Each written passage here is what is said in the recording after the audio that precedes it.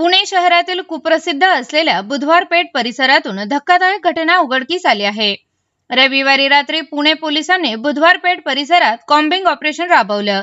यामध्ये पुणे पोलिसांनी वेश्या व्यवसाय सुरू असलेल्या विविध इमारतींमध्ये छापेमारी केली। यावेळी पोलिसांना 6 विदेशी तरुणी आढळून आल्या आहेत। सर्व तरुणींनी बेकायदेशीरपणे भारतात प्रवेश केला होता। या सर्व तरुणी बुधवार पेठेत राहून बेकायदेशीर वेश्या व्यवसाय करत होत्या।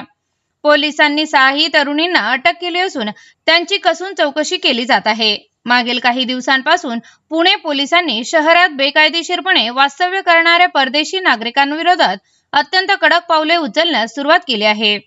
पुणे पोलीस आयुक्तांच्या थेट आदेशानुसार रविवारी रात्री संपूर्ण पुणे शहरात एक विशेष कॉम्बिंग ऑपरेशन राबविण्यात आले। यात पुणे पोलिसांना मोठे यश आले असून कुप्रसिद्ध बुधवार पेठ भागातून 6 बेकायदेशीर बांगलादेशी महिलांना ताब्यात घेण्यात आले आहे।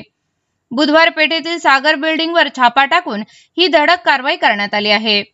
परिमंडळ 1 चे पोलीस उपायुक्त ऋषिकेश रावळ यांना मिळालेल्या खात्रीशीर गुप्त माहितीच्या आधारे ही कारवाई करण्यात आली। फरासखाना पोलीस ठाणे आणि खडकवास पोलीस ठाण्याच्या संयुक्त पथकाने रात्रीच्या सुमारास या इमारतीला वेढा घालून ही कारवाई केली आहे। ब्युटी पार्लर आणि शिवणकामाचे आमिष दाखवून या तरुणींना पुण्यात आणले असल्याची प्राथमिक माहिती समोर आली आहे।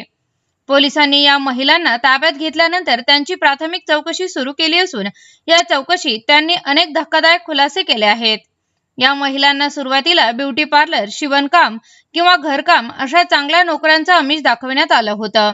या आमिषाला बळी पाडून त्यांना बेकायदेशीर मार्गाने पुण्यात आणलं गेलं।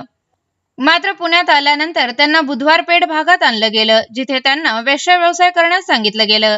यावेळी संबंधित महिला स्वमर्जीने या व्यवसायात सामील झाल्याचं तपासात समोर आलं आहे।